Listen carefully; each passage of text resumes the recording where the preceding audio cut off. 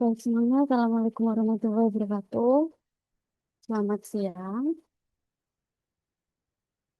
Waalaikumsalam warahmatullahi wabarakatuh. Selamat siang, Bu. Ya, sebelum kita memulai perkuliahan hari ini, eh, saya mengucapkan minal aidin wal faizin, mohon maaf lahir dan batin. Mohon maaf apabila selama perkuliahan dengan adik sekalian ada kata-kata yang kurang berkenan sebelumnya. Kita lanjutkan untuk perkuliahan untuk hari ini. Hari ini saya topiknya adalah aktivitas persalinan.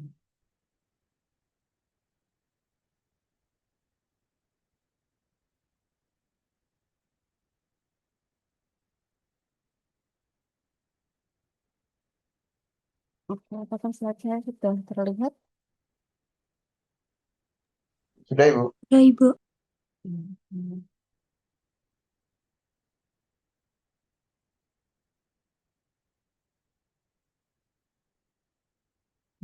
Baik, adik-adik semuanya, hari ini kita akan berdiskusi terkait persalinan abnormal. Di persalinan abnormal sendiri, nanti ada beberapa subtopik yang akan kita bahas, meliputi malpresentasi, malposisi, kehamilan postdate atau postpartum, dan CPD.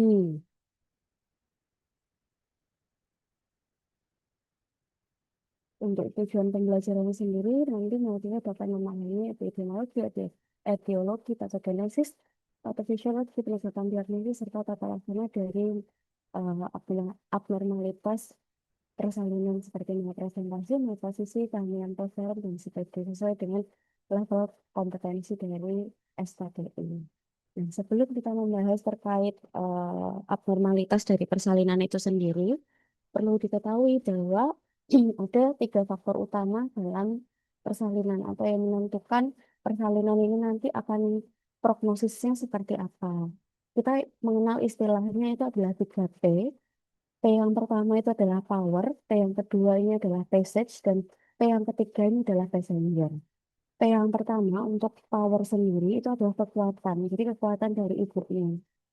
Ini bisa didefinisikan sebagai dis atau kontraksi dari uterus yang kemudian kekuatan ibunya selama persalinan dan seterusnya. Kemudian P yang kedua ini adalah passage meliputi jalan lahir. Nah, ini nanti erat kaitannya dengan kasus-kasus CPD. Jadi jalan lahirnya seperti apa? Apakah ada malformasi? Apakah ukuran panggulnya normal dan seterusnya. Kemudian atau adakah masa di jalan lahirnya yang akan mempengaruhi dari proses persalinannya itu sendiri. Nah, yang P yang ketiga itu adalah janin atau passenger. Jadi eh, posisi janinnya itu seperti apa, kemudian presentasi janinnya seperti apa, itu nanti akan berpengaruh terhadap kemajuan dari persalinan itu sendiri. Kemudian sebetulnya ada satu P tambahan yang tidak terinclude di 3P utama, yaitu adalah psikis.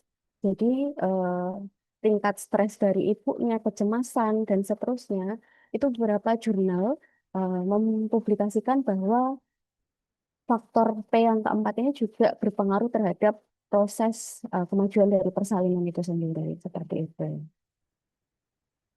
Nah, kemudian kita akan membahas terkait orientasi janin terhadap panggul ibu terlebih dahulu. Ada empat istilah yang perlu diketahui. Jadi, yang pertama itu adalah letak. Letak ini menunjukkan hubungan antara sumbu panjang janin dan sumbu panjang ibu yang terdiri dari letak bujur atau letak lintang. Letak bujur itu berarti posisinya memanjang ya. Kemudian kalau letak lintang itu berarti posisinya melebar. Misalnya kepalanya bayi dan bokongnya itu terletak di bagian kanan dan kiri perut ibunya seperti itu. Kemudian istilah yang kedua itu adalah presentasi. Presentasi ini menunjukkan bagian tubuh janin yang terletak paling bawah atau terdekat dengan jalan lahir. Presentasi kepala kah, presentasi muka, atau presentasi bokong, atau presentasi kaki dan seterusnya. Kemudian ada istilahnya sikap. Sikap ini adalah postur tubuh janin tertentu terhadap pada akhir kehamilan. Dan yang terakhir ini adalah posisi. Posisi ini adalah hubungan antara presenting part atau denominator dari bagian terbawah janin dengan sisi depan, belakang, kiri, atau kanan dari janin lahir. Jadi, kalau presentasi itu menunjukkan apa yang ada di bawah, gitu kan? Kepala kah atau yang lainnya? Kalau posisi itu lebih ke denominatornya. Denominator itu berarti petunjuk posisinya seperti itu terhadap depan, belakang, anterior, posterior ataupun kiri kanannya seperti itu. Nah, ini adalah contoh hubungan letak dengan posisi. Hubungan letak dengan presentasi. Ada letak bujur, presentasi vertex. Letak bujur, berarti ini ya letak bujur. Jadi kepalanya di bawah, kemudian eh, presentasinya vertex. Presentasinya occiput ya, belakang kepala. Kemudian ada letak bujur, presentasi bokong yang gambar di tengah. Kemudian letak lintang, presentasinya bahu. Jadi letaknya melintang. Kalau yang ini, yang gambar A sama B, ini letaknya membujur. Kalau yang gambar C ini letaknya lintang. Kalau sikap, itu terdiri dari beberapa sikap seperti itu. Ada sikap fleksi, sikap militer, sikap ekstensi parsial, sikap ekstensi komplit.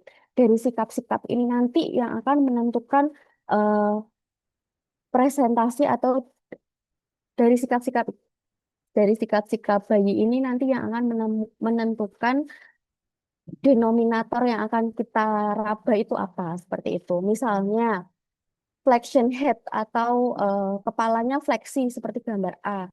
Jadi dagunya deket sama dada. Berarti nanti denominator yang akan kita raba itu adalah occiputnya atau belakang kepalanya. Nah, ini adalah sikap yang paling sering kita jumpai. Kemudian ada military attitude, ini yang B. Kemudian brow presentation, partial extension, ini nanti yang teraba bisa ubun-ubun besarnya seperti itu. Kemudian face presentation complete extension, jadi dia ekstensi komplit sehingga nanti denominatornya atau yang teraba itu adalah mungkin dagunya atau mulutnya. Jadi presentasinya presentasi muka seperti itu. Di posisi, jadi ada beberapa diameter dari kepala janin. Ada diameter yang pertama itu adalah suboccipitobregmatic. Ini yang paling,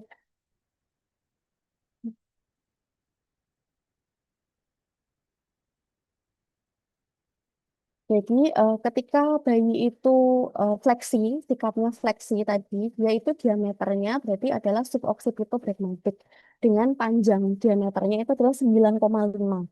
Nah, 9,5 ini adalah ukuran kepala yang paling kecil. Jadi ketika bayi itu posisinya fleksi, berarti dia kepalanya itu berada pada diameter yang paling kecil sehingga memungkinkan untuk kemajuan persalinannya lebih cepat. Berbeda ketika bayi itu posisinya misalnya mento vertikal di nomor 4 ya, diameter nomor 4 ini. Berarti dia ekstensi seperti itu. Sehingga nanti diameter yang ada itu adalah diameter dari mentumnya, mentum vertikal. Jadi diameternya sampai 13. Jadi ini presentasinya adalah presentasi dahi.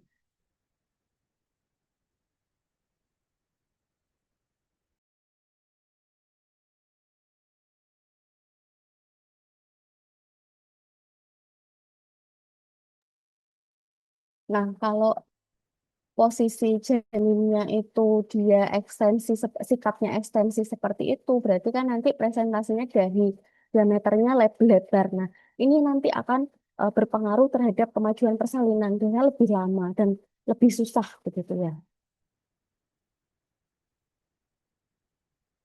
Nah, jadi posisi ini adalah hubungan antara bagian tertentu fetus dari denominatornya seperti ubun-ubun kecil, dagu, mulut, sakrum, punggung dengan bagian kiri, kanan, depan, belakang atau lintang terhadap jalan lahir. Nah, posisi dengan denominator oksiput ini macam-macam sekali, tergantung sikap dari bayinya itu tadi. Jadi bisa yang paling banyak itu adalah left occiput ya. Kalau dia posisinya sudah di pulsi, jadi sudah, jadi kan kemajuan penurunan kepala janin itu kan ada 6 tahapan ya, engagement kepala janin. Nah, pada saat dia ekspulsi seharusnya posisinya sudah di anterior seperti itu ya. Jadi kalau posisi janinnya seperti yang pertama ini, jadi janinnya ini eh, posisinya itu adalah left occiput anterior. Jadi ubun-ubun kecilnya di sebelah kiri di depan seperti itu. Kalau yang di sini ini adalah left occiput transversal, jadi miring ya.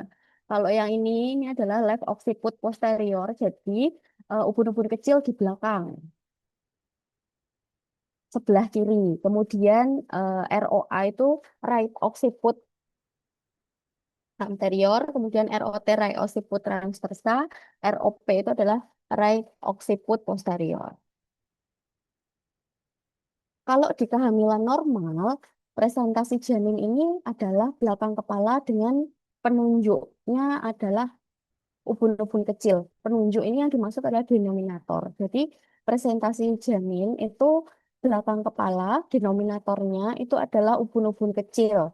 Dalam posisi transversal, ini ketika masuk PAP, jadi PA panggul itu nanti rongga panggul dibagi menjadi tiga. Ada pintu atas panggul, pintu tengah panggul, dan juga pintu bawah panggul. Nah, ketika janin itu baru masuk PAP, itu posisinya transversal. Tapi nanti ketika sudah lewat pintu tengah panggul dan mau ekspulsi, itu dia posisinya anterior. Jadi left bisa left occiput anterior seperti itu. Nah, dengan presentasi tersebut, kepala janin ini akan masuk panggul dalam ukuran terkecilnya. Ukuran terkecil tadi adalah suboccipito phlegmatica, ukurannya adalah 9,5 cm. Secara epidemiologi, pada kehamilan tunggal didapatkan presentasi kepala sebesar 96%. Jadi mayoritas itu sebetulnya adalah presentasi kepala. Kemudian bokong 2,7%, letak lintang 0,3%, presentasi majemuk 0,1%, presentasi muka 0,05%, dan presentasi dahi adalah 0,01%. Nah, ini sebetulnya yang membedakan antara malpresentasi dengan malposisi. Malposisi itu adalah posisi kepala janinnya itu tetap kepala atau vertex, tetapi arahnya yang tidak normal. Jadi selain occiput anterior, bisa occiput posterior atau occiput transversal. Ini yang dimaksud ketika ekspulsi ya, bukan ketika baru masuk PAP. Kemudian malpresentasi, kalau malpresentasi ini bagian terbawah janinnya itu bukan kepala, bisa bagian terbawahnya itu bokong, bahu, ataupun kaki seperti itu atau ekstremitas. Nah, sebetulnya kedua-duanya ini nanti itu bisa menyebabkan partus lama atau partus macet. Kenapa? Karena ya tadi ketika bayi dalam keadaan normal, normalnya itu adalah dia fleksi, kemudian posisi paling bawah itu adalah kepala, kemudian denominatornya itu adalah ubun-ubun kecil gitu kan. Kemudian eh, ketika eksklusi dia berada di posisi anterior sehingga nanti dia ukuran diameternya itu paling kecil 9,5. Nah, kalau bayi ini tidak di kondisi normal berarti sangat mungkin memiliki presentase atau memiliki ukuran diameter yang lebih besar. Nah, diameter yang lebih besar ini bisa menyebabkan partus lama ataupun partus macet. Gitu. Ini contoh dari posisi occiput posterior. Jadi occiputnya ada di posteriornya gitu ya. Kemudian, jadi ketika kita PT atau vaginal tuse, ketika kita periksa dalam, itu occiputnya ke arah sakrum, jadi siputnya di anterior akan mudah didapat bila kepalanya ini defleksi. Kalau posisi lintang, ini yang di bawah ya, posisi occiput janin yang masih lintang terhadap rongga panggul ibu, sehingga akhir persalinan kala satu, ini dia gagal berotasi ke posisi occiput anterior. Pada beberapa kasus biasanya eh, malposisi ini terjadi rotasi secara alami. Jadi dia bisa berubah posisinya sendiri seperti itu. Kemudian apa sih yang bisa menyebabkan atau faktor-faktor predisposisi dari malposisi ini? Jadi bisa dari ibu dengan diabetes mellitus, kemudian riwayat hidramion dalam keluarga. Ibu dengan diabetes mellitus kenapa bisa menjadi predisposisi? Karena beresiko mungkin janinnya akan makrosomia, sehingga nanti ketika janinnya ini besar, dia akan berpengaruh terhadap perputaran yang dilakukan oleh janin ketika engagement kepala ke rongga panggul. Kemudian riwayat hidramnion dalam keluarga. Jadi ketika polihidramnion gitu kan, ketika cairan keduanya banyak sekali, ini sangat memungkinkan janin ini rotasinya berlebihan ya, sehingga nanti posisi yang seharusnya ketika dia engage itu posisinya tadi transversa, dia malah tidak pada posisi tersebut seperti itu. Penilaian presentasi ini kita bisa tahu dari perabaan dalam pemeriksaan vaginal tuse ya. Jadi diraba ketika sudah skillet PT belum ya?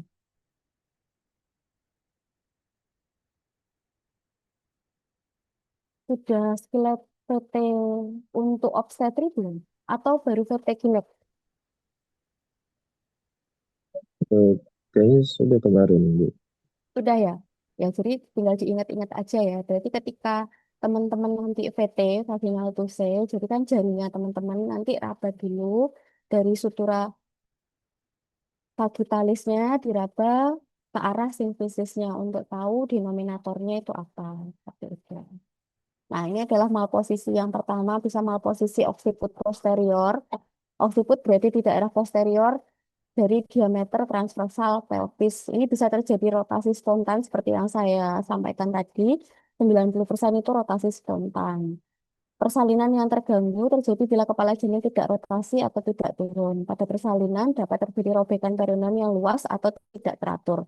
Kok bisa? Karena itu tadi diameternya mungkin lebih besar daripada ketika dia di anterior seperti itu. Ini gambar-gambar dari ROP dan juga LOP ya. Kemudian malposisi occiput posterior ini juga etiologi usaha penyesuaian kepala terhadap bentuk dan ukuran panggul. Pada diameter anteroposterior transversa pada panggul antropoid atau segmen depan menyempit seperti pada panggul android, UUK akan sulit memutar ke depan. Bisa juga otot-otot dasar panggul lembek pada multipara atau kepala janin yang kecil dan bulat sehingga tidak ada paksaan pada belakang kepala janin untuk memutar ke depan. Nah, kemudian untuk malpresentasi sendiri, faktor predisposisinya apa? Wanita multipara, kemudian kehamilan gemeli, polihidramnion, plasenta previa, kelainan bentuk uterus atau terdapat massa seperti mioma uteri ataupun partes preterm. Jadi intinya adalah faktor-faktor yang memungkinkan kepala janin ini tidak bisa rotasi atau tidak bisa engage seperti itu. Kemudian berdasarkan bagian terbawah janin ini bisa dibagi menjadi presentasi kepala selain oksiput, yaitu presentasi simsiput, presentasi dahi, dan presentasi muka. Kemudian presentasi majemuk itu berarti ada presentasi lain selain presentase yang A, seperti itu misalnya. Kemudian presentasi bokong dan presentasi bahu. Presentasi majemuk ini contohnya, ini sempat saya alami juga ya. Jadi presentasinya itu sebetulnya adalah belakang kepala, tapi ada tambahan presentasi dari ekstremitas atas. Jadi anak saya itu presentasinya belakang kepala, tapi jari-jari tangannya itu megang kepalanya. Itu adalah presentasi majemuk. Nah, ini adalah extended presentation, jadi siput yang A, kemudian presentasi dahi, kemudian presentasi muka, ini yang C. Presentasi muka ini berarti dia ekstensi maksimal ya, posisi eh, sikap janinnya. Siput ini terjadi apabila kepala janin dalam sikap ekstensi ringan dan punggung berada di posterior. Denominator pada presentasi ini adalah fontanella anterior atau sinsiput atau ubun-ubun besar. Penyebab dari presentasi ini adalah kelainan bentuk panggul, multiparitas, kelainan bentuk kepala janin, dan CPD. Komplikasinya apa? Komplikasinya adalah kala dua lama. Nah, ini gambar dari sinsiput. Yang A ini adalah presentasi sinsiput kiri depan.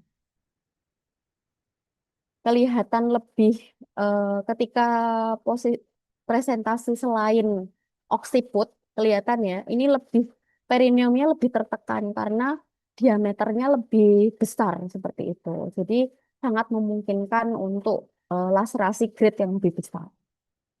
Kemudian presentasi dahi. Presentasi dahi ini adalah keadaan di mana kedudukan kepala berada di antara fleksi maksimal dan defleksi maksimal. Pada umumnya, ini merupakan kedudukan yang sementara dan sebagian besar akan berubah menjadi presentase muka atau belakang kepala. Biasanya bisa berubah menjadi belakang kepala atau occiput itu ketika janinnya kecil atau janinnya sudah maserasi. Kemudian apabila presentasi dahi ini menetap, gitu ya, berarti kan diameternya itu adalah mento occipitalis. Nah, ini sukar lewat pintu atas panggul karena diameter occipitomentalnya itu sangat besar, gitu ya. Jadi saat engage kepala mengalami molase hebat, hal ini dapat meningkatkan resiko kematian perinatal yang tinggi dan ruptur perineum yang luas. Molase itu, jadi kan di sutura sagittalis itu kan ada kanan dan kiri ya di tempurung kepala anak. Nah, itu molase itu berarti bisa tumpang tindih. Jadi map ke karena kegencet ibaratnya karena kegencet si kepala anaknya itu. Jadi bisa harusnya kan ada cuma rapat aja. Nah, kalau molase itu dia berarti bisa nempel-nempel bahkan bisa saling tumpang tindih seperti itu. Makanya kalau teman-teman pernah lihat kepala-kepala bayi baru lahir itu ada yang bentuknya lonjong, ada yang kayak bawa sanggul gitu ya di atas kepalanya. Nah, itu kemungkinan itu karena ketika engage itu mengalami molase yang sangat hebat seperti itu. Kemudian kejadian presentasi ini meningkat bila didapatkan adanya polihidramion, berat badan lahir kurang dari 1.500, prematuritas, dan postmaturitas. Intinya ini adalah faktor-faktor yang mempengaruhi rotasi dari kepala anak ini seperti itu. Penyebabnya apa? Bisa CPD, janinnya besar, anencefal, tumor di daerah leher, multiparitas, dan perut gantung. Kemudian presentasi dahi, diagnosisnya pada periksa dalam ini didapatkan sutura frontalis, pangkal hidung, dan lingkaran mulut. Mulut dan dagu tidak dapat terabang. Pengelolaan pada presentasi dahi itu bisa dilakukan rujukan. Sebagian besar presentasi dahi memerlukan pertolongan persalinan secara bedah sesar untuk menghindari eh, manipulasi vaginal yang dapat meningkatkan mortalitas perinatal. Persalinan vaginal pada presentasi dahi ini meningkatkan prolaps tali pusat, meningkatkan kejadian ruptur uteri, transfusi darah, infeksi pasca salin, dan juga kematian perinatal. Kemudian presentasi muka.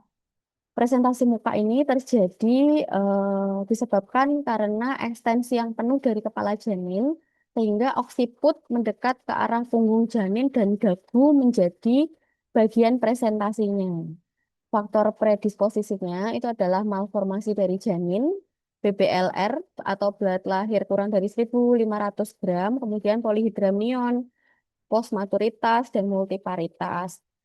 Diagnosisnya ini ditegakkan ketika kita meraba muka, mulut, hidung, dan pipi. Jadi ketika dilakukan vaginal tose itu kita bisa meraba mukanya atau mulutnya atau hidungnya atau pipi janinnya seperti itu. Pada waktu persalinan seringkali muka menjadi edem sehingga diagnosis dapat keliru menjadi presentasi bokong. Jadi kan mulut dan anus itu kan kalau dilakukan perabaan, kalau misalnya odem itu mungkin mirip ya, jadi bisa misdiagnosisnya di situ. Sebaiknya 49% kasus presentasi muka tidak terdiagnosis sebelum kala 2. Nah, ini adalah bentuk-bentuk contoh-contoh dari presentasi muka. Yang A ini presentasi muka dagu di kanan depan, kalau yang B ini presentasi muka dagu di kanan belakang. Prognosisnya ini sering terjadi partus lama pada dagu anterior, kemungkinan persalinan dengan terjadinya fleksi. Lakukan episiotomi pada persalinan janin dengan presentasi muka agar tidak terjadi ruptur perineum yang lebih luas. Pada presentasi muka dengan dagu posterior akan kesulitan penurunan karena kepala dalam keadaan defleksi maksimal. Kalau ada tanda-tanda disproporsi atau atas indikasi observasi lainnya, maka pengelolaannya adalah rujuk untuk dilakukan SC. Tidak boleh mengubah posisi muka secara manual. Jadi tidak boleh melakukan rotasi manual dari kita seperti itu. Nah, presentasi majemuk ini adalah terjadinya prolaps satu atau lebih ekstremitas pada presentasi kepala atau bokong. Ini seperti yang saya ceritakan ya. Anak saya itu presentasinya kepala, tapi tangannya ikut turun gitu ya. Jadi presentasi majemuk. Terjadi akibat bagian janin tidak menutupi dengan sempurna pintu atas panggul. Presentasi majemuk dengan bagian bawah kepala, tangan menumbung, lengan menumbung, ataupun kaki menumbung. Presentasi majemuk ini dengan bagian bawah bokong dapat tangan atau lengan menumbung. Tidak termasuk presentasi bokong kaki atau prolaps tali pusat. Jadi yang dimaksud presentasi majemuk ini tidak termasuk di dalamnya adalah presentasi bokong kaki ataupun prolaps tali pusat. Nah, ini contohnya. Jadi diameter kepala aja itu sebetulnya kan tadi kalau beda denominatornya saja sudah berbeda diameter gitu kan. Apalagi kalau ada tambahan prolaps ekstremitas seperti tangan atau kakinya ini kan otomatis akan menambah diameternya. Pastinya ini akan mempengaruhi kemajuan persalinannya. Faktor resikonya apa sih presentasi majemuk? Bisa prematur, kemudian multiparitas, panggul sempit, kehamilan ganda, atau pecahnya selaput ketuban dengan bagian terendah janin yang masih tinggi. Jadi kalau misalnya ketubannya pecah, selaput ketubannya pecah, otomatis kan ada cairan ketubannya atau cairan amnionnya ini kan otomatis kan keluar ya seperti itu. Nah, otomatis kan bagian terberat itu kan akan turun. Nah, kalau bagian terberatnya ini tadi masih tinggi, memungkinkan eh, tangan atau kakinya itu ikut turun bareng sama kepalanya seperti itu. Makanya ini menjadi faktor resiko dari presentasi majemuk. Yang paling sering terjadi itu adalah kombinasi antara kepala dengan tangan atau lengan. Kemudian bisa disertai dengan prolaps tali pusat juga. Kelahiran spontan pada persalinan dengan presentasi majemuk hanya dapat terjadi apabila janinnya sangat kecil atau janin mati. Seperti yang saya analogikan tadi ya, kepala aja itu diameternya kan beda, posisi aja udah beda diameter, apalagi kalau presentasinya tuh ganda, dua presentasi seperti ini, otomatis kan dia diameternya besar sekali ya. Kalau janinnya ini gede gitu kan, sangat tidak memungkinkan untuk dia maju persalinannya. Tapi kalau janinnya kecil mungkin bisa lahir spontan seperti itu. Tata laksana presentasi majemuk apa yang dilakukan rujukan. Kemudian bisa dievaluasi adanya prolaps tali pusat. Kalau misalnya ada prolaps tali pusat ya ini menjadi emergensi bagi janin dan bisa SC sesegera mungkin. Kemudian presentase selanjutnya itu adalah bokong. Presentasi, presentasi bokong ini biasa disebut sebagai letak sungsang. Jadi janinnya itu letaknya membujur, tapi bagian terendahnya itu adalah bokong, kaki ataupun kombinasi keduanya. Jadi kalau teman-teman melakukan pemeriksaan Leopard, kan Leopard satu kan cari yang ada di atas ya, yang ada di puncak fundus uteri. Nah, itu teman-teman akan meraba bagian yang bulat, melenting, keras gitu. Kemudian ketika teman-teman melakukan Leopard 3, itu akan teraba bagian yang besar, bulat, tapi lunak. Nah, itu berarti bokong. Presentasinya bokong seperti itu. Insidensinya ini bisa 3 sampai 4% dari seluruh kehamilan tunggal cukup bulan. Penyebab pastinya ini tidak diketahui, tapi faktor resikonya bisa dari prematuritas, abnormalitas struktur uterus, polihidramnion, plasenta previa, multiparitas, mioma uteri, kehamilan multiple, ataupun anomali janin serta riwayat presentasi bokong sebelumnya. Jadi kalau plasenta previa, kalau polihidramnion, prematuritas ini kan hubungannya tadi dengan rotasi janin ya ketika di dalam kandungan seperti itu. Nah, kalau plasenta previa ini kemungkinan kan akan mengurangi mungkin placenta previa ini kan bisa menutupi ya, bisa menutupi sebagian atau keseluruhan dari eh, osteum osteumnya seperti itu. Nah, jadi ketika janinnya ini sedang rotasi gitu ya, harusnya kan ini kepalanya yang turun duluan, tapi karena tertutup sehingga janinnya tuh muter lagi seperti itu. Nah, akhirnya presentasenya menjadi presentasi sungsang atau bokong seperti itu. Kemudian presentasi bokong ini dapat diketahui melalui pemeriksaan palpasi abdomen menggunakan Leopard pada UK lebih dari 34 minggu. Diagnosis bisa ditegakkan melalui pemeriksaan Leopard atau pemeriksaan dalam atau VT dan konfirmasi dengan USG. Kalau teman-teman nanti berada di daerah yang minim fasilitasnya, misalnya nggak ada USG gitu, jadi perlu hati-hati ketika mendiagnosis bokong karena saya sempat menemui ini salah diagnosis ya. Jadi bokong tapi terdiagnosis ini presentasinya kepala. Jadi ketika di Leopard tidak terap karena udah terlanjur masuk panggul ya. Jadi terabanya ini adalah presentasi kepala. Kemudian ketika di VT itu yang teraba itu memang bukan bukan bokongnya atau bukan anusnya gitu ya. Jadi yang teraba itu lebih ke punggungnya. Jadi akhirnya kan sama-sama keras ya ketika di VT. Nah, jadi dikiranya ini kepala. Nah, taunya ketika lahir. Nah, ketika ketika pembukaannya sudah lengkap, ternyata mekoniumnya keluar banyak sekali. Nah, kalau mekoniumnya banyak, kalau presentasi kepala kan berarti gawat janin ya. Tapi kalau presentasinya bokong, mekonial itu sesuatu yang normal, jadi tidak perlu panik seperti itu. Jadi perlu hati-hati ketika Leopard ataupun VT untuk memastikan ini presentasi apa seperti itu.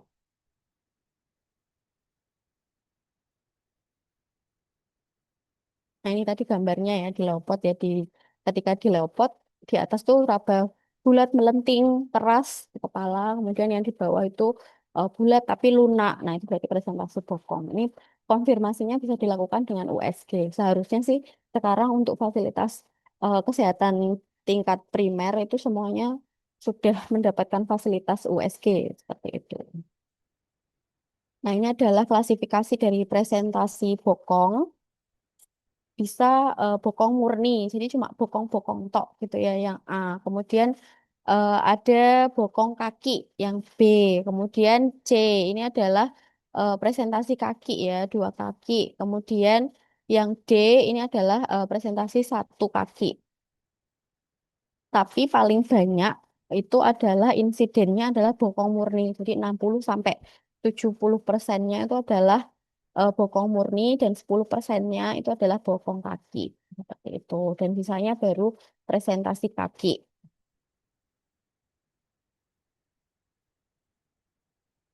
Penunjuk atau denominator pada presentasi bokong ini bisa sakrum atau calcaneus ataupun patella. Tapi paling banyak sih ketika di PT itu presentasenya denominatornya itu adalah sakrum. Pemeriksa perlu hati-hati pada saat meraba jari-jari ekstremitas bayi karena dapat merupakan jari tangan atau jari kaki sebagai presenting partnya. Tata laksana pada persalinan bokong itu bisa dilakukan rujukan. Apabila persalinan tidak dapat dilakukan pembukaan lengkap dan bokong sudah tampak di introitus vagina, segera lakukan pertolongan persalinan sungsang dan rujukan apabila pertolongan gagal.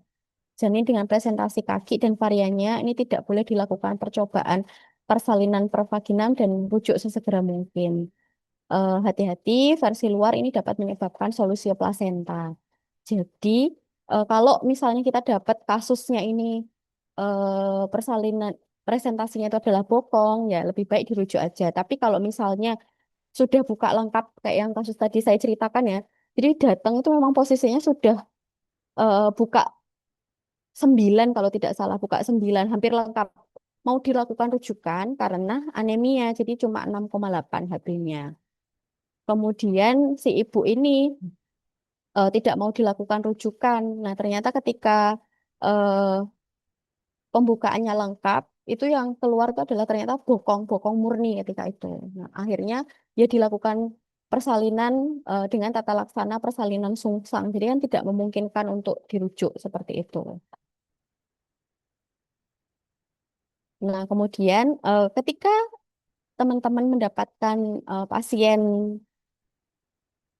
letak sungsang atau presentasi bokong, itu hindari versi luar. Maksudnya versi luar itu adalah memutar janin dari luar. Nah, ini biasanya itu sering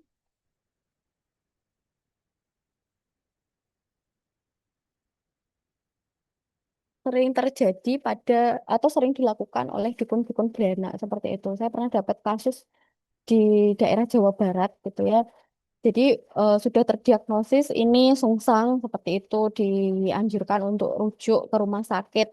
Tapi si ibunya ini malah ternyata ke dukun bersalin untuk dilakukan versi luar, jadi dipijet gitu, kemudian diputer. Maksudnya itu supaya eh, kepalanya ke bawah, bokongnya di atas seperti itu. Nah, akhirnya malah terjadi kematian janinnya langsung meninggal akhirnya. Mungkin kemungkinan karena solusio plasenta atau yang lain seperti itu.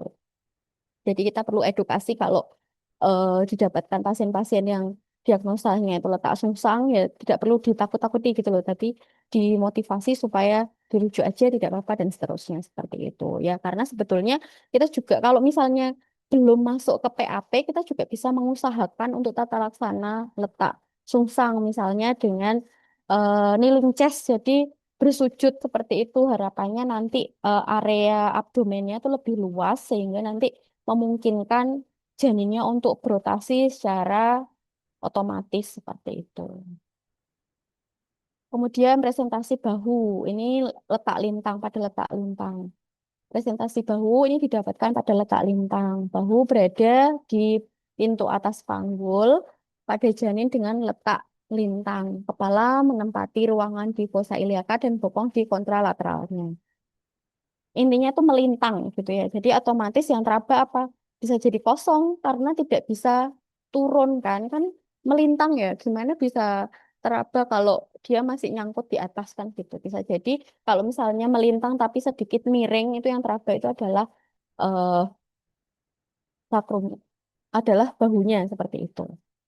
Kemudian denominatornya bisa akromion dibedakan menjadi kanan dan kiri sesuai dengan sisi ibunya. Oke, punggung memiliki 4 variasi, anterior, posterior, superior, dan inferior. Diagnosa letak lintang ini sama dengan yang lain, ditegakkan dengan Leopold dan juga USG. Untuk diagnosis presentasi bahu, ini bisa melalui VT, tapi ya kembali lagi ya, kalau belum turun gitu ya, letak lintangnya itu masih di atas. Kadang tuh ada letak lintang tuh masih tinggi sekali, jadi ketika dilakukan VT juga tidak teraba apa-apa sebetulnya. Kemudian presentasi letak lintang ini sekitar 0,3%.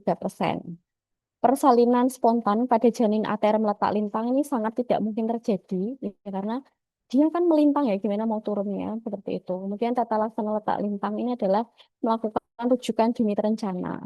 Pada kondisi infartu, apabila ketubannya pecah, maka bahu janin terdorong masuk di pelvis dan dapat menyebabkan prolaps tangan. Apabila kondisi ini terus berlangsung, ini dapat menyebabkan bahu terjepit di PAP. Makanya dianjurkan untuk rujukan dini terencana. Jadi nggak usah nunggu infartu gitu ya baru dirujuk. Karena pasti letak lintang ini em, prognosis untuk normalnya sangat kecil ya. Pasti diarahkannya untuk sesar seperti itu. Ini gambar dari eh, presentasi bahu dengan diameter. Denominatornya adalah akromion kanan. Jadi ketika di Leopard, di atas ini kosong, di bawahnya kosong. Nah, yang teraba massa itu cuma di tengah-tengah aja, entah itu di kanan atau kiri yang teraba bulat melenting seperti itu. Nah, itu adalah malpresentasi dan juga malposisi. Kemudian kita akan membahas CPD atau cepalo pelvic disproportion atau panggul sempit.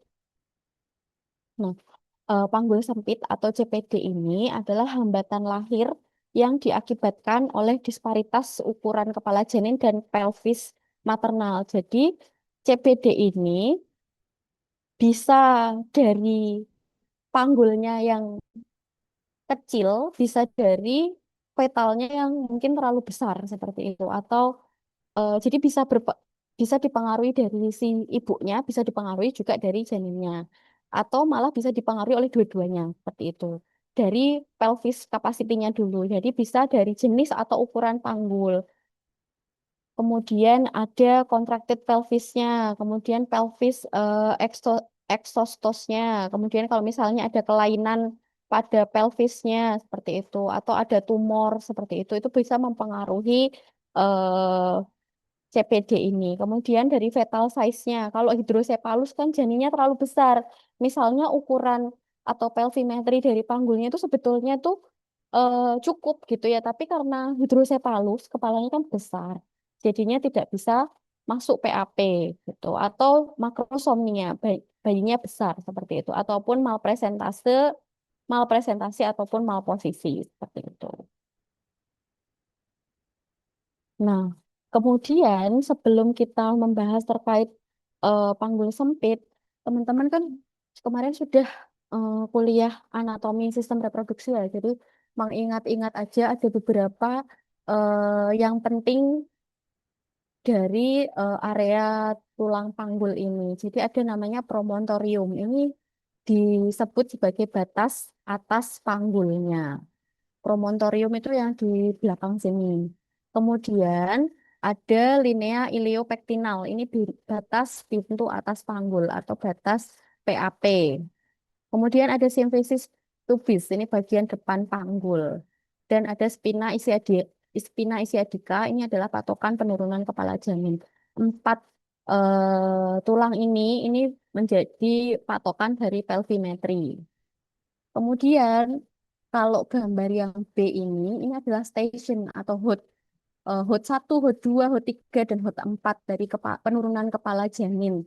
HOT 1 berarti dia dari simfisis pubis, batas atas simfisis pubis ke promontorium. Kemudian HOT 2, batas bawah simfisis pubis ke promontorium. Kemudian HOT 3 dan HOT 4. Nah, HOT ini nanti berhubungan dengan penurunan kepala janin. Jadi kepala janin ini masuknya dari atas ya, dari HOT 1. Kemudian turun mengikuti lengkungan panggul nih HOT 2, HOT 3 dan keluar melalui outlet ini di HOT 4. Nah, di pintu atas panggul ini dibentuk oleh promontorium corpus vertebra sacral 1, linea innominata, linea terminalis, dan pinggir atas simfisis pubis. Conjugata anatomica ini adalah panjang jarak dari pinggir atas simfisis ke promontorium. Ini kurang lebih ukurannya adalah 11,5 cm. Kemudian ada yang penting itu adalah conjugata vera. Ini panjang jarak dari eh, pinggir posterior simfisis ke promontorium. Ini ukurannya kurang lebih 11 cm. Diameter transversa melintang ini yang hijau itu jarak terjauh garis melintang pada pintu atas panggul atau linea terminalis ini kurang lebih ukurannya 13 cm. Kemudian diameter oblik itu adalah garis dari artikulasio sacroiliaca ke titik persekutuan antara diameter transversa dan diameter conjugata vera dan diteruskan ke linea innominata. Ini diameternya kurang lebih 12,5 cm. Conjugata diagonalis ini adalah jarak bagian bawah simfisis sampai ke promontorium. Conjugata vera itu conjugata diagonalis dikurangi 1,5 cm, makanya ukurannya adalah 11 cm. Conjugata obstetrik ini jarak dari bagian dalam tengah simfisis ke promontorium. Conjugata vera ini yang atas ini ke sini. Nah, kalau conjugata obstetrik ini kan nggak bisa diukur ya, makanya nanti kita patokannya ke conjugata vera. Jadi, eh, kalau teman-teman nanti melakukan, nggak mungkin ini teman-teman bawa penggaris gitu ya dimasukkan ke vagina gitu kan nggak mungkin. Jadi ukurnya atau pelvimetrinya itu adalah ya pakai subjektivitas ya. Jadi teman-teman harus tahu dulu jari teman-teman itu mulai sekarang coba dilihat jari tangannya masing-masing. Jari telunjuk dan jari tengahnya itu panjangnya berapa senti. Jadi bisa dikira-kira ketika VT. Kalau teman-teman ketika masuk masuk VT itu teman-teman langsung notok ke promontorium, itu berarti kan promontorium ke simfisis tadi kan ukurannya kalau conjugata vera itu kan 11 cm ya. Otomatis pasti conjugata obstetriknya itu eh, lebih kecil gitu kan. Jadi kemungkinan kalau misalnya teman-teman sampai notok itu berarti kan kemungkinan ini panggul sempit seperti itu. Jadi dikatakan panggul sempit itu atau kita curiga panggul sempit ketika konjugata obstetriknya kurang dari 10 cm, diameter transversalnya kurang dari 12 cm. Nah, dampaknya apa sih kalau panggul sempit gitu ya? Jadi kepala janinnya susah masuk. Tadi kan ingat ya ukurannya berapa tadi? Ukuran paling kecil aja, ukuran paling kecil dari kepala janin tadi berapa sentimeter? 9,5 ya, Bu. 9,5. Jadi kalau misalnya teman-teman ketika periksa dalam notok gitu kan, itu berarti kan kurang kemungkinan kurang dari 10 cm ya. Otomatis eh, tidak viable untuk kepala janinnya itu lewat seperti itu. Kemudian bisa bersalinnya lama ya karena susah masuknya, susah turunnya gitu, nyangkut biasanya. Kemudian resiko distosia, macet. Resikonya bisa lebih tinggi jika dua diameternya sempit seperti itu. Tanda-tandanya apa sih? Tanda yang pertama itu adalah janin tidak masuk PAP atau floating. Jadi kepala janin itu mengambang. Jadi kan kalau teman-teman sudah skilab Leopard, Leopard 1, 2, 3, dan 4. Nah, Leopard yang keempat itu kan menentukan kepala janinnya udah masuk panggul belum sih gitu kan. Jadi ketika Leopard 4 teman-teman periksa di Leopard 4 jari-jari teman-teman itu bisa nyatu antara kanan sama kiri. Berarti kepalanya belum masuk PAP. Nah, ketika teman-teman goyangkan kepala janinnya itu masih bisa digoyang sepenuhnya. Jadi masih melenting. Beda rasanya ketika kepalanya itu sudah masuk panggul. Kalau kepalanya sudah masuk panggul, itu teman-teman lakukan perabaan Leopard 4 itu rasanya ada yang ganjel seperti itu. Jadi tangan teman-teman tuh nggak bisa ketemu antara yang kanan sama yang kiri. Kemudian ketika digoyang kepala janinnya itu sudah tidak semelenting ketika belum masuk panggul gitu. Kemudian tanda gejala yang selanjutnya itu adalah presentasi abnormal, kemudian prolaps tali pusat atau ekstremitas, bisa terjadi molase, kemudian bisa terjadi kaput tuxedenum. Kemudian kalau persalinnya dilanjutkan, ini bisa terjadi kontraksi segmen bawah rahim, bisa terbentuk ring bendel dan bisa memicu ruptur uteri seperti itu. Nah, itu adalah pintu atas panggul. Kan tadi saya sudah cerita ya, kalau panggul itu ada 3 pintu, pintu atas, pintu tengah, dan pintu bawah. Pintu tengah panggul itu batas-batasnya ada anterior, itu posterior simfisis pubis, kemudian posterior sacrum S3 S4, lateral itu dinding panggul, dan spina ischiadica. Diameter yang penting itu adalah diameter interspinosa. Diameter terkecil panggul kurang lebih lebih dari sama dengan 10 cm normalnya. Kemudian diameter anteroposterior ini simfisis pubis ke sakrum ini kurang lebih dari 11,5 cm. Curiga panggul sempit ini ketika diameter interspinosanya kurang dari 10 meter dan pasti sempit itu ketika eh, diameternya kurang dari 9 cm. Tanda-tandanya apa? Tanda-tandanya adalah bagian terendah janin berhenti turun setelah masuk PAP. Posisi kepala terhadap serviks buruk, kecepatan pembukaan serviks abnormal. Makanya perlu kita kontrol di partograf. Di partograf kan sempat disinggung oleh dokter Fania ya, kontrol untuk persalinan normal itu kita menggunakan partograf. Di partograf itu selain kita melihat pembukaan, kita juga melihat penurunan kepala janin. Kalau biasanya antara kalau ini kehamilan pertama ya, beda ceritanya dengan kehamilan kedua atau ketiga dan seterusnya. Kalau kehamilan pertama ini biasanya eh, saling mengikuti. Jadi kalau kepalanya turun, ini pembukaannya juga ikut turun kan. Ketika kepalanya turun, otomatis dia akan menekan supaya serviksnya berdilatasi seperti itu. sehingga pembukaannya juga bertambah seperti itu. Tapi kalau misalnya di kasus yang kita temui nanti kok bagian terendah janinnya berhenti turun, jadi hotnya kok nggak nambah-nambah ya. Jadi sudah pembukaannya misalnya pembukaan 5, kemudian pembukaan 7. Tapi hot tetap aja di hot 2 aja atau di hot 1 aja itu kan masih tinggi sekali ya. Nah, itu kita bisa curiga nih, evaluasi kenapa ya kok kepalanya nggak turun-turun seperti itu. Saya curiga ke panggul sempit ini tadi. Kemudian pintu bawah panggul. Ada batasnya, itu ada batas atasnya setinggi spina ischiadica, kemudian batas bawahnya ini ada arcus pubis, tuber isihi, kemudian os coccygeus dan ligamen sacrotuberosum. Nah, diameter yang penting itu adalah diameter anteroposterior, ini dari sinuses pubis ke ujung sakrum ini kurang lebih 11,5 cm. Kemudian diameter transversal, ini jarak antara antar tuberositas ischiadica kurang lebih 10 cm.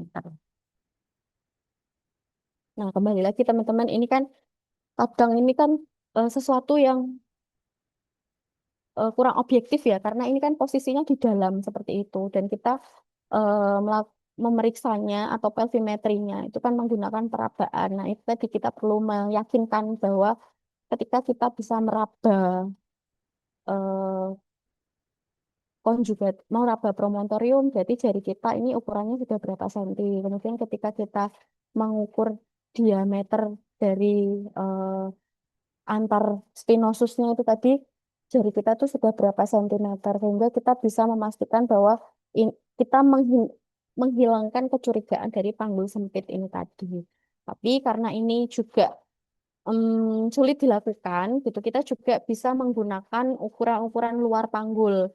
Tapi sebetulnya ini juga tidak bisa dianggap bahwa kalau misalnya ukuran luar panggulnya kecil, ini pasti panggul sempit tidak. Karena balik lagi ya, CPD itu kan ada faktor ibu dan juga faktor janin. Kalau misalnya si panggulnya ini memang kecil, tapi kalau janinnya juga kecil, bisa saja janinnya juga tetap lahirnya normal seperti itu. Atau misalnya panggulnya luas banget, tapi janinnya makrosom, berarti ya bisa saja ini nanti juga CPD karena nggak cukup seperti itu panggulnya untuk si bayinya ini tadi.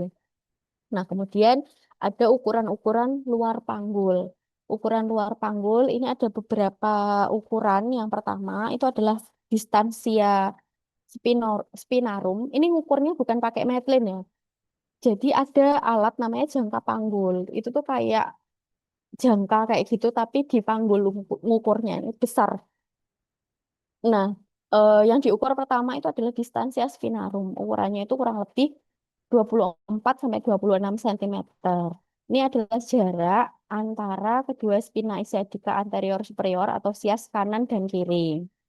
Kemudian ukuran yang kedua itu adalah distansia cristarum. Ini kurang lebih 28 sampai 30 cm. Ini jarak kedua krista iliaka kanan dan kiri.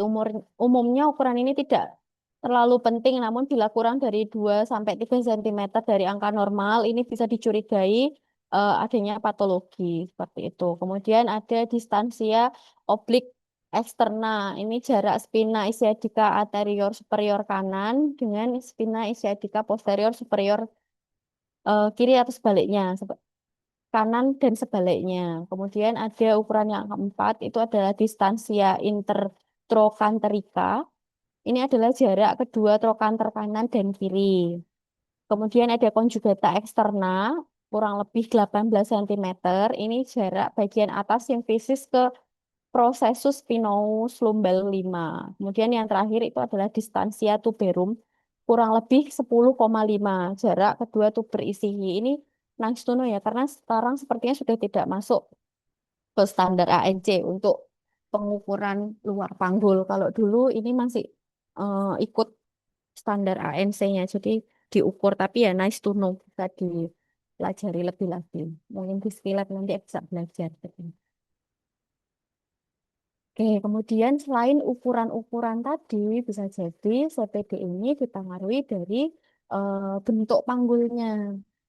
Kalau yang normal itu adalah bentuk panggul yang ginekoid, dengan pintu atas panggul yang bundar atau dengan diameter transversal yang lebih panjang sedikit dari diameter anteroposterior dan dengan panggul tengah serta pintu bawah panggul yang cukup luas. 45% kita itu ginekoid yang gambar yang pertama.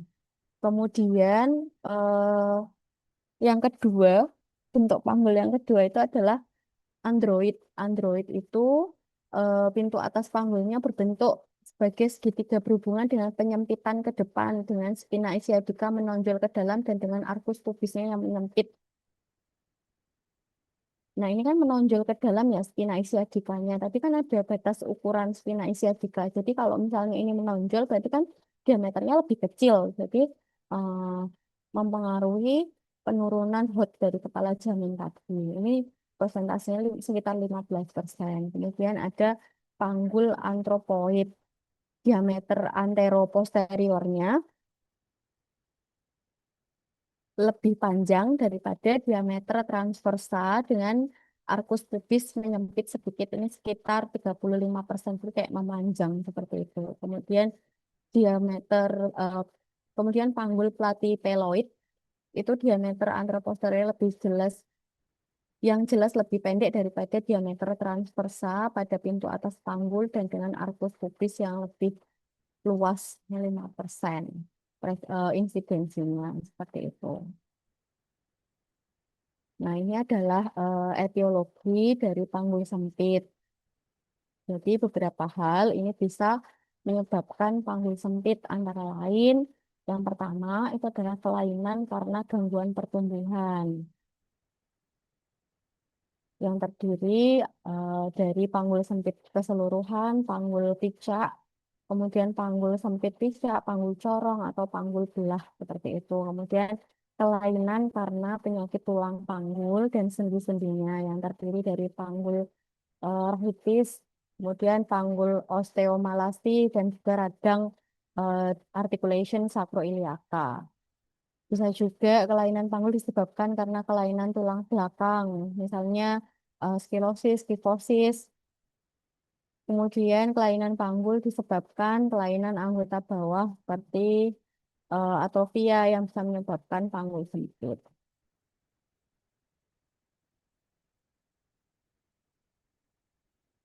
Nah, ini adalah rata-rata ukuran pelvis ya, diameter spinarum 26 cm.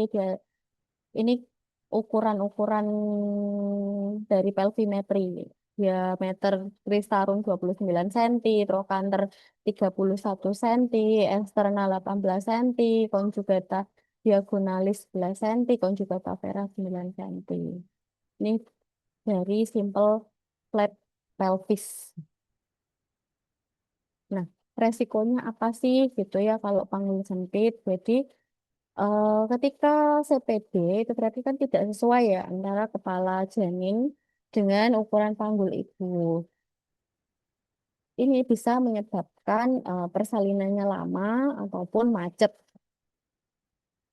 Kepala janin tertekan dan tulang tengkorak bayi terhimpit sehingga memicu terjadinya perdarahan otak. Jadi kalau misalnya dipaksakan untuk persalinan normal, ini bisa terjadi komplikasi perdarahan otak karena ada penekanan pada kepala janin seperti itu. Persalinan lama ini juga bisa menyebabkan gawat janin. Karena kan kalau infartu yang terlalu lama itu kan hisnya kan tetap akan his terus. Nah, ketika his terus-terusan, ini bisa memicu eh, penurunan suplai oksigen ke janin juga sehingga bisa menyebabkan gawat janin. Bisa terjadi komplikasi pada ibu seperti ruptur uteri, perdarahan, ataupun laserasi jalan lahir. Faktor-faktor yang mempengaruhi panggul sempit apa saja? Ada faktor keturunan, faktor ras, faktor nutrisi, faktor seksual, faktor metabolik, ataupun trauma dan penyakit pada panggul seperti itu. Nah, diagnosis panggul sempit ini bisa didapatkan dari anamnesis, misalnya terdapat riwayat riketsia atau terlambat berjalan, kemudian riwayat trauma pada panggul, kemudian riwayat di tulang belakangnya, cedera tulang belakangnya, ataupun anggota badan bagian bawah. Jadi kalau teman-teman kemarin skill anamnesis, kalau anamnesis obstetri itu memang lebih banyak daripada anamnesis pasien umum seperti itu. Kemudian dari pemeriksaan fisik, kita juga bisa melihat dari cara berjalannya yang mungkin abnormal. Kemudian tinggi badan kurang dari 145 cm. Nah, ini sebetulnya di KSPR yang pada pertemuan sebelumnya, Kartus Corpus Rohayati, itu menjadi salah satu penapisan ya, jadi salah satu faktor resiko. Kalau ibu hamil, tinggi badan kurang dari 145 cm, ini curiga CPD. Tapi sebetulnya belum ada publikasi yang eh, menegaskan bahwa tinggi badan kurang dari 145 itu pasti CPD, belum ada yang seperti itu, masih pro dan kontra. Kemudian juga sebetulnya ada beberapa publikasi yang menyoroti panjang telapak kaki itu juga berhubungan dengan CPD juga, tapi itu juga masih pro dan kontra juga seperti itu. Kemudian tulang belakang atau tungkai bawah mungkin terdapat lesi atau penyakit. Nah, kemudian dari pemeriksaan abdomen, ini salah satu yang paling sering kita lakukan untuk diagnosis dari panggul sempit ini. Jadi, kepalanya tidak engage pada 3 sampai 4 minggu sebelum hari taksiran lahir,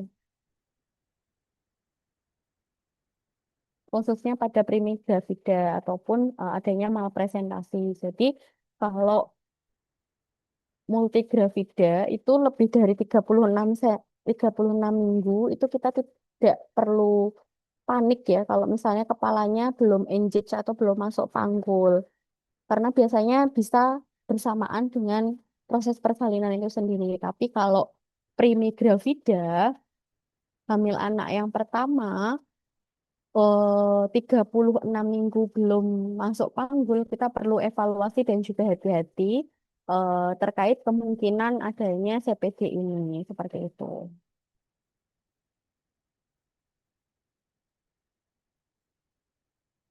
Oke, kemudian diagnosis panggul sempit ini dari kesempitan pintu atas panggul bisa panggul sempit relatif, conjugata vera lebih dari 8,5 sampai 10 cm, kemudian panggul sempit absolut itu yang conjugata veranya kurang dari sama dengan 8,5 cm.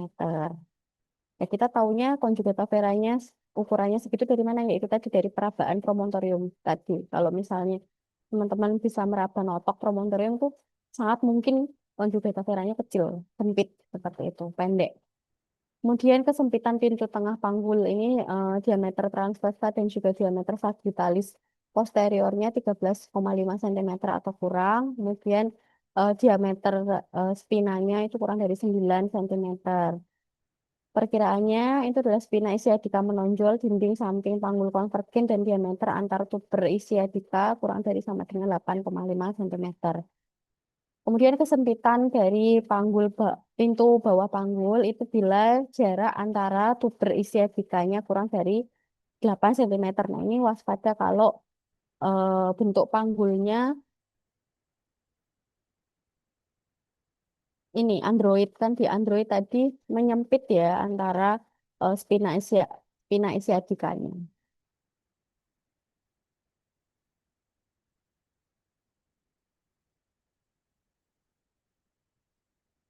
Oke, kemudian tata laksana dari CPD seperti apa gitu ya. Jadi tergantung dari tingkat disproporsinya.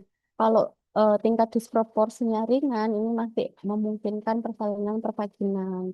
Tapi kalau sedang, ini bisa partus percobaan dan jika gagal SC. Tapi kalau berat ini absolut untuk SC seperti itu. Tapi kembali lagi ini pasti akan ada inform konseling ke pasiennya kemungkinannya bisa berhasil untuk persalinan pervaginam atau tidak dan nanti dikembalikan ke pasiennya mau memilih persalinan pervaginam atau seksio seperti itu. Seperti teman saya waktu itu umur kehamilan 36 minggu, kepala janinnya belum engage atau belum masuk pintu atas panggul. Nah, dari dokternya itu menawarkan untuk partus percobaan. Jadi dicoba dulu persalinan pervaginam, nanti kalau gagal SC. Nah, teman saya daripada sakit 2 kali ibaratnya, akhirnya langsung memilih SC saja. Jadi SC terjadwal seperti itu. Tidak menunggu situ. Oke, kemudian topik yang terakhir itu adalah kehamilan tepat waktu atau post date atau postpartum. Ya, jadi kehamilan postpartum ini biasa disebut juga sebagai kehamilan serotinus atau kehamilan lewat waktu, kehamilan lewat bulan, prolonged pregnancy, extended pregnancy, post date, atau pasca maturitas. Kalau menurut WHO sendiri, kehamilan postpartum itu adalah kehamilan yang berlangsung lebih dari 42 minggu, yang terhitung sejak hari pertama siklus hari terakhir, menurut rumus Nagel dengan siklus haid rata-rata 28 hari. Rumus Nagel itu berarti HPHT ditambah 3 dan ditambah 7.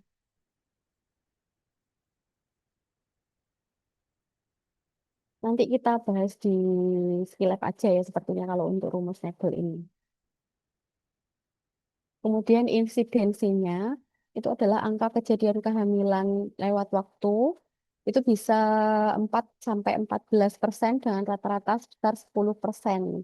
Hal ini tergantung kepada kriteria yang digunakan untuk diagnosisnya. Nah, etiologinya apa saja? Ada 5 teori, teori progesteron, teori oksitosin, teori kortisol, teori saraf uterus, dan teori herediter. Ini sebetulnya sama dengan teori-teori persalinan. Jadi teori progesteron. Progesteron berfungsi mempertahankan kehamilan. Jika di akhir kehamilan penurunannya terhambat, maka kontraksi rahim juga terhambat. Jadi kehamilannya menjadi lewat waktu seperti itu. Kemudian teori oksitosin. Jika respon rahim terhadap oksitosinnya kurang sensitif, kontraksi ini tidak segera terjadi sehingga persalinan terhambat. Kemudian teori kortisol, jika produksi hormon janin kurang atau terhambat, maka proses persalinan tidak dimulai tepat waktu. Kemudian teori saraf uterus ini jika rangsangan saraf kurang efektif, kontraksi tidak muncul, kehamilan bisa berlanjut lebih lama. Teori herediter ini dipengaruhi faktor genetik. Jika ada riwayat keluarga postpartum, kemungkinan terjadi kembali lebih tinggi. Diagnosis dan tata laksananya, diagnosisnya ini menggunakan USG. Kemudian tata laksananya kita melakukan pemantauan kesejahteraan janin, bisa menggunakan NST, kemudian dari gerak janin, dan juga volume cairan amnionnya. Kemudian bisa tata laksananya dengan induksi persalinan dan penata laksanaan kehamilan postpartum dengan oligohidramnion. Jadi kalau sudah lewat bulan ini resiko terjadinya oligohidramnion.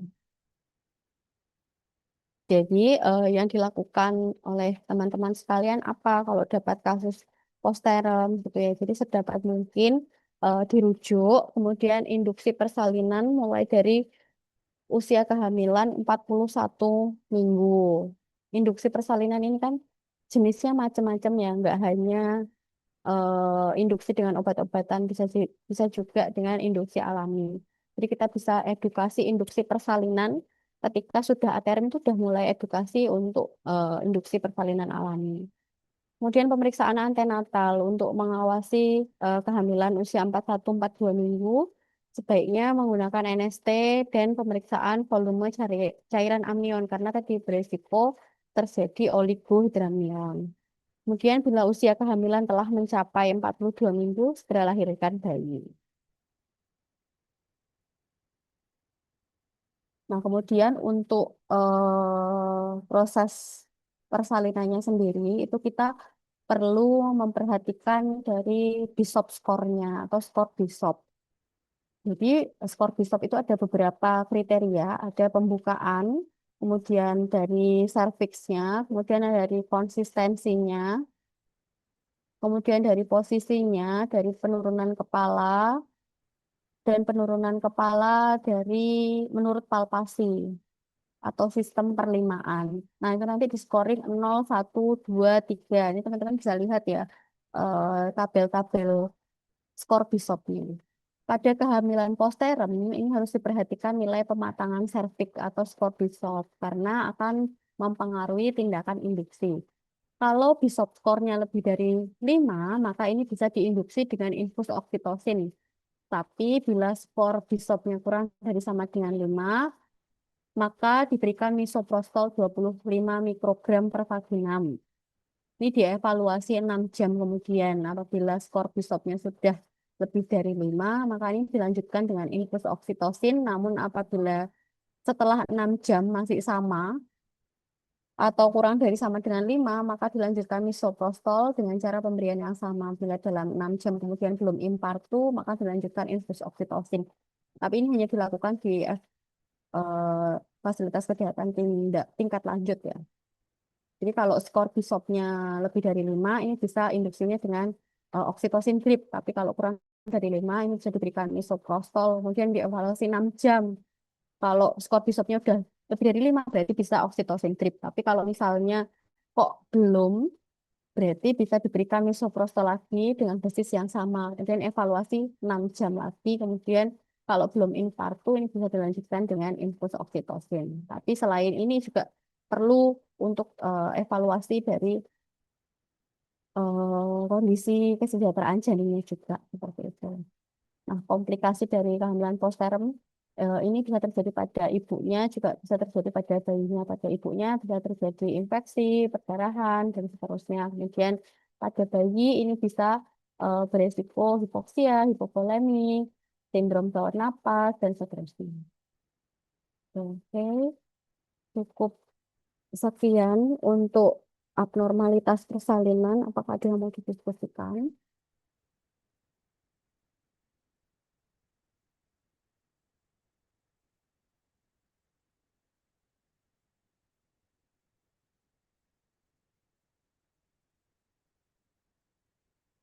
Oke, tidak ada. Jadi kita lanjutkan besok ya. Besok masih ada dengan saya lagi ya.